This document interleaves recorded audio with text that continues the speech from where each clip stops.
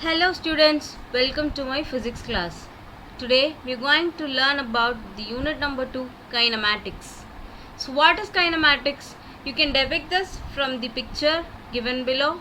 You can see a car driven on the road. That is, the car is under motion and you can see that the trees that is also under motion. So it is moving. So what is kinematics? Kinematics is that something related to the motion of the objects. So yes, we can get into the topics. So before understanding what kinematics is, the basic term that you have to know is mechanics. So what is mechanics? Is that it is a branch of physics which deals with the motion of objects. So something that defines how the object is under motion is called as mechanics. So what is motion? How do we say an object is in motion? How do we say an object is moving? Yes, you can see that in the pictures given. I have a ball here in the which is hopping from one position and it is going to some other new position.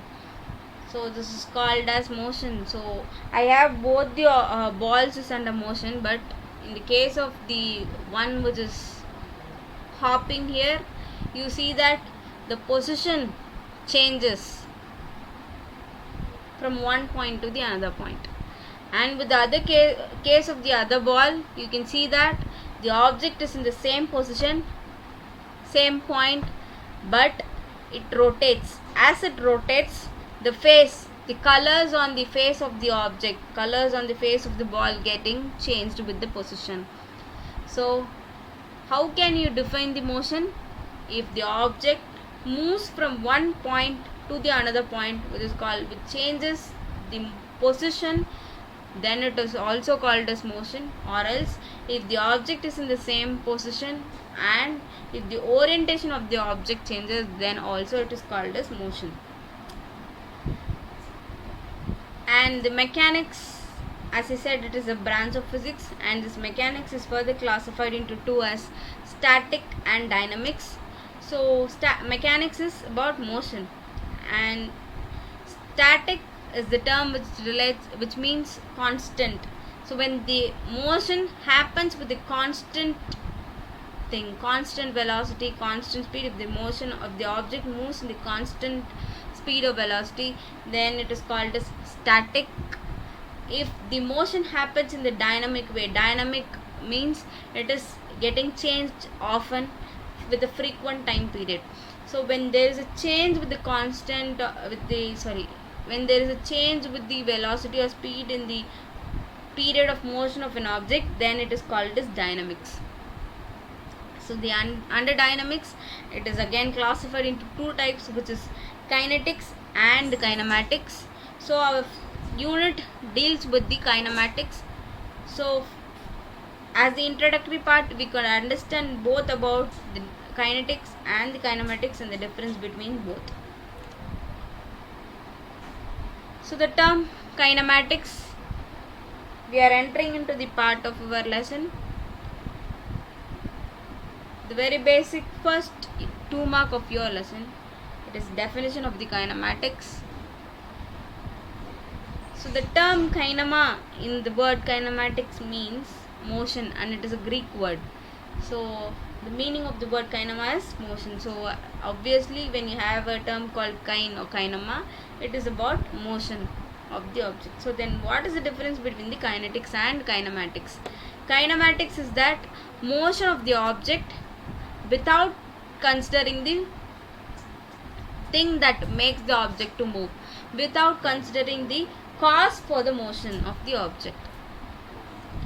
So here we consider only the object is under motion and from what point to what point the object is moved and how much speed it has been taken while in the course of motion.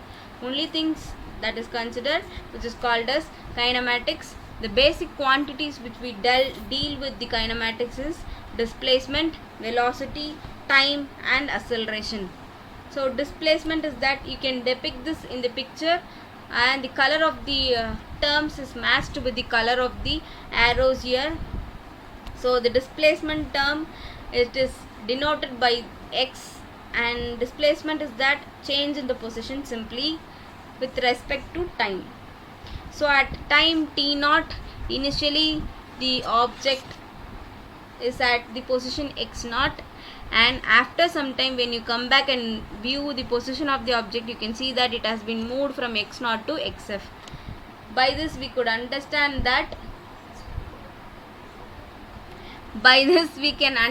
that the object has moved from one point to another point. And how much speed it has been made undertook while it is moving is what is called as velocity. So it is depicted by v naught. So these are the terms what we are going to learn in the topic called kinematics.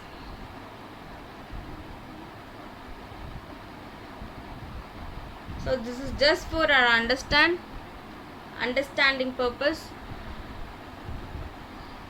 The term is kinetics. So kinetics, again, it means the motion. So it is also something related to motion of the object. The only difference is in kinematics you're not going to consider the cause of the motion. Here you're going to consider the cause of the motion also. The cause of the motion is also taken into account. So what is this cause of motion? You can depict this in the picture given below. You can see a boy is kicking the ball, and now what is under motion? The ball is under motion according to us, because the ball's position is getting changed. But how this ball is moving? Because the boy is kicking the ball. So what work is done on the ball? It is kicking. And how much distance this ball would have moved? It depends upon the force that the boy is applying on the ball. So when we calculate this force work along with the motion of the object, then this is called as kinetics.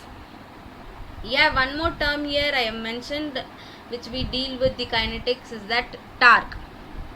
Torque is nothing but it is also a kind of force, but it is a rotational force, making the object to rotate. When you apply a force on the object and if it is rotating at a particular point, then it is called as torque.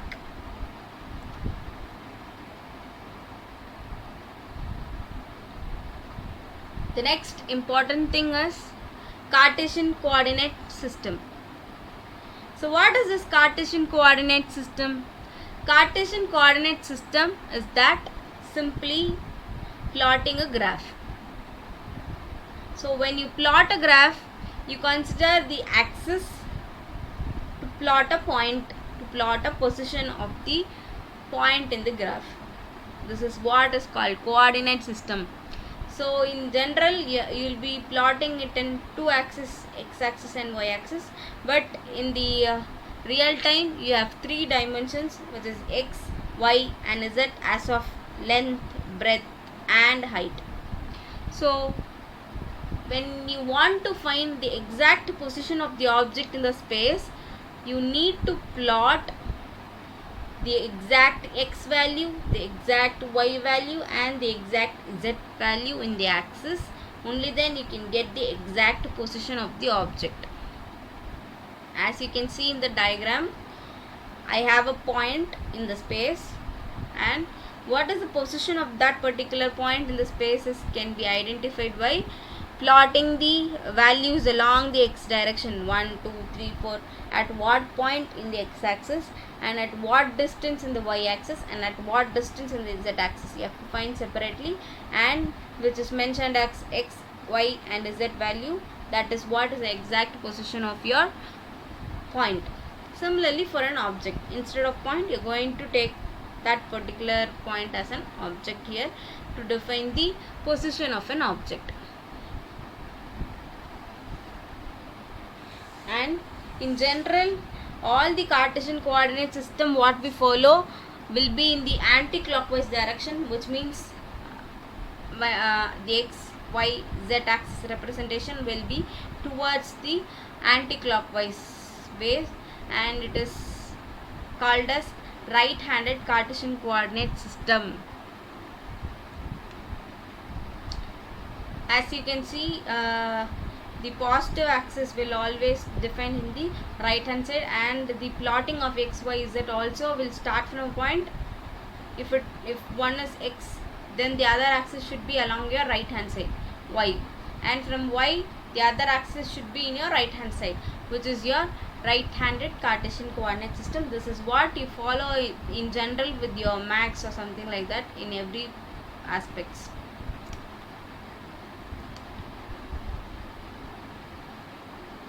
So next is frame of reference. So frame of reference is that, as I've already told you, if you want to define the exact position of object, you should need a reference coordinate system. Only with respect to this x-axis, y-axis and z-axis, you're going to understand, you're going to define the exact position of the object. Without this x, y, z, you cannot go for the exact value or exact position of the object. It will be just an assumption there. So to know the exact position, you need a coordinate system, and it is obvious that in the real time we don't have any x, y and z axis, and we cannot go for a scale pencil and draw exact x, y axis in your room and find the object's position in the room. It is not possible. So what we do is, we consider an imaginary frame of reference. We consider an imaginary Cartesian coordinate system around us, and we imagine to find the values of the x-axis, y-axis and z-axis, and we plot a graph there to find the exact position of your object. This is how we are defining the position here in the real time. So this imaginary Cartesian system, this imaginary coordinate axis system, what we define in your mind, for what? To refer that coordinate system and find the position of the object. Only when you find the position of the object, you can understand that if there is a change in the position, if there is motion in the object. So for that case, you are considering this imaginary coordinate system. So such kind of imaginary coordinate system, for what?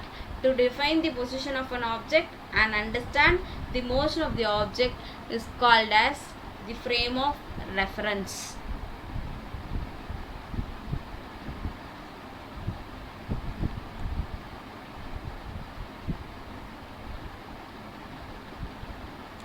One more thing you have to understand about this motion and rest is that the motion and the rest of the objects are not the absolute values, which is, we cannot consider an object to be in motion or rest when you take it separately depending only upon the object.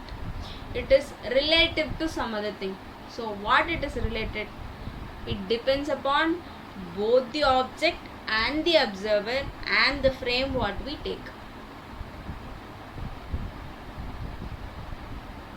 So the best example to understand this is, when you sit inside a bus and watch outside the window, you can see some trees moving along the roadside when the bus is moving faster. This happens because I am referring the position of the tree with respect to some point in the coordinate system, and when the bus moves, that particular point, according to the frame, that particular point has moved away from my position. So I feel that the object has moved, which is the tree has moved. So this is not the real case. And we could understand this by considering one more example, and how we should fix a frame and what is this frame of reference. So see, I have a coordinate system called x and y axis, which is my frame. Frame is nothing but just a box with a boundary, and I am placing this frame where there is a flight or a bus. Okay, and I have an observer also who is outside the flight, and the frame I consider includes both the observer and the flight and the passengers in the flight. So I consider that the observer is standing at the point xf. Now initially the flight starts from the point xf, and when the flight moves, for the observer, the coordinate position, according to this frame, the coordinate position of the flight from the xf will be moving to the other points. So the position changes for the flight, as well as the position of the passengers sitting inside the flight also is getting changed in the frame. It will not be in the same point. For the observer is standing in the same point, and the flight is getting moved in the frame. So in the frame it is, say for example, it is in the first point, then if it is moving, it will move to second point, third point, fourth point, etc. And the observer is in the same first point, and according to him now the flight has moved, and the passengers inside the flight is also moving from the point 1, 2, 3, 4 till etc. till where the flight is. So according to this observer, in this particular frame, the frame is outside the flight. It is including this observer. So according to this frame, the flight is moving when relative to the observer, and the passengers inside the flight, all the passengers inside the flight is also moving. But it is not the real case. In reality, the passengers inside the flight are not actually moving. They are in the same position and they are at rest. They are not under motion. So to understand that, you have to change the frame now. So it is my consideration as frame of reference is my imaginary part. So I am now going to take my reference frame inside the flight. As the observer is inside the flight, I am considering the observer is inside the flight, and the frame I am considering is also inside the flight. Now when the frame by itself is inside the flight, when the flight moves, the frame will also move along with the flight, and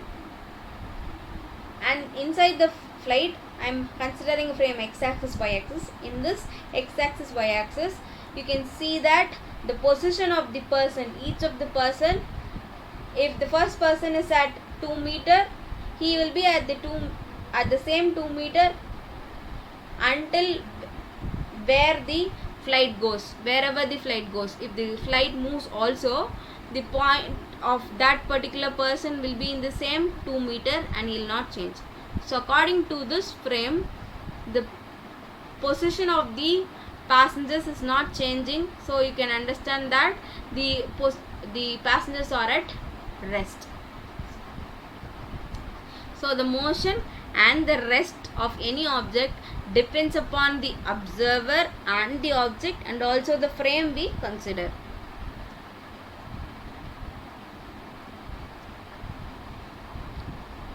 The next topic is point mass. So when you plot an object in the Cartesian coordinate system, only then you get an position of the object. If you get the position of the object, only you can define whether the point has moved to other position and there is a motion of the object. So to understand that, if you have it as a whole object with mass, it is difficult for us to find the exact position. So you have to imagine the object to be a point. That point I consider is that where the entire mass of the object is considered to be concentrated at some particular point. This point is called as point mass. And now going to this take this point as the reference when I plot the position of the object in the frame. And as we know, it is a dot, it is simply a point, it has no dimension, that is, it is 0 dimension. And for this case you don't want to consider any of the shape and size of the object. This is simply to simplify our work in defining the position of the object and to find the exact position in the coordinate system. The last and final thing that we are going to discuss in the introductory part of your motion is that types of motion. The first type of motion is that linear motion.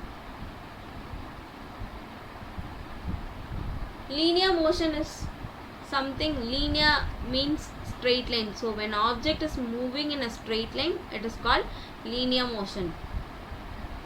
The example for your linear motion is, you can see the picture here, a person walking straight in the straight road, which is called linear motion. Circular motion, motion of an object in the circular path. When object moves in the circular path, it is called circular motion. So one of the example is, tie a stone in the thread, in a long thread, hold it in your hand, and when you when you rotate it upon your head, you can see that the stone is making a circular path. This is an example for your circular motion. Or else, the other example for circular motion is when you run along your playground in the circular way. The third type of motion is rotational motion. That is, it is an object rotating in a particular axis. When you hear about the term rotation, the first thing that comes into mind is the Earth's rotation. So I have given an example of your rotational motion as Earth. So you can see that Earth is rotating in particular axis. Next type of motion is vibratory or oscillatory motion. Vibratory or oscillatory motion is that when the object makes a to and fro motion, that is moving front and back repeatedly. That kind of motion is called oscillatory or vibratory motion. So example for that is a clock, which is an olden days pendulum clock. The thing that is moving is called as the pendulum here, and the pendulum is making a to and fro motion. You can see that it is moving from left to right, left to right, left to right, back and forth, which is called as by oscillatory motion. And guitar, the strings in the guitar, when you play, you can see that the strings gets move up and down, which is making a to and fro motion. That is called that is also an example for your vibratory or oscillatory motion. The final type of motion is that elliptical or helical motion. It is similar to your circular motion. If the object's path is in circular way, it is called circular motion. If the object moves in the ellipse shape, then the motion is called as elliptical or helical motion.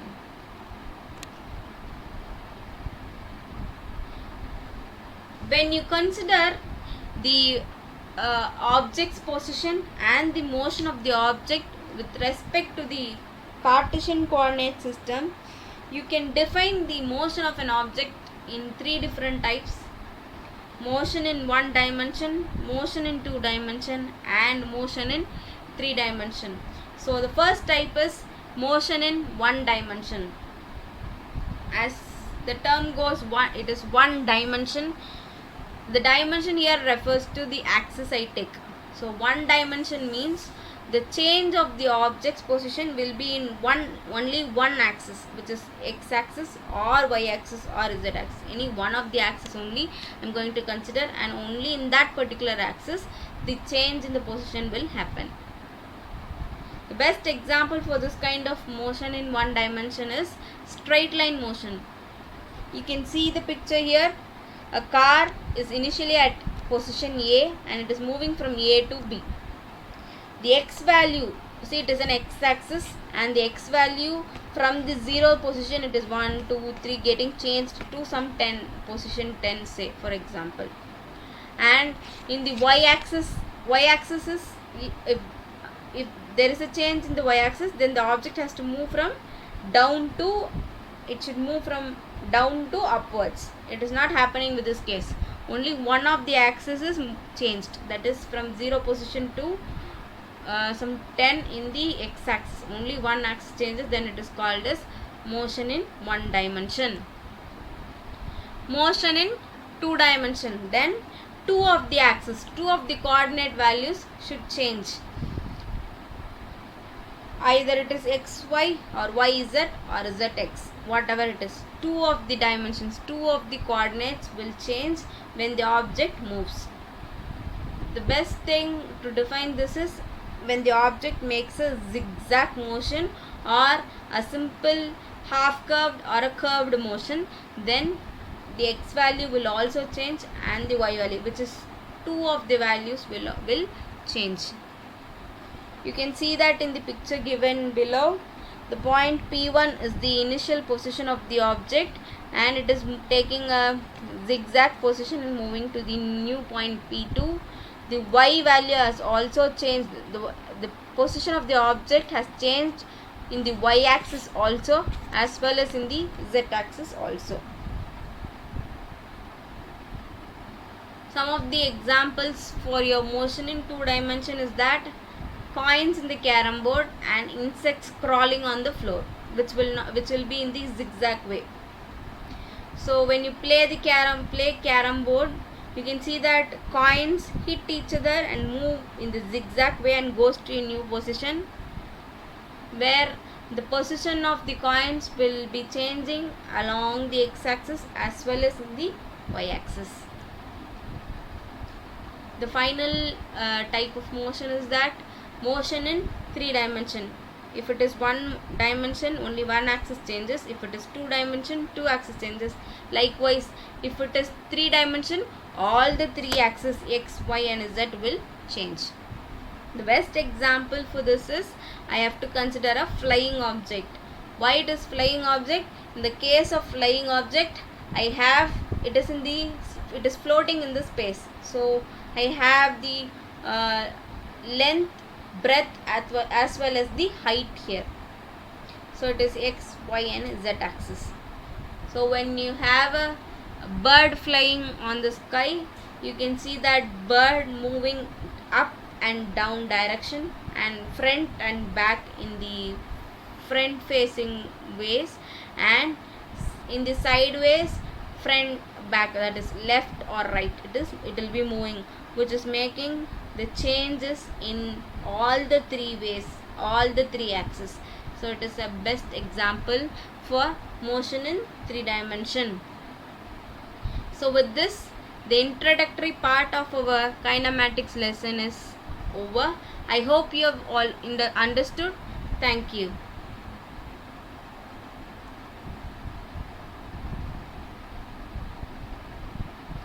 Please post your comments and the suggestions in the comment box.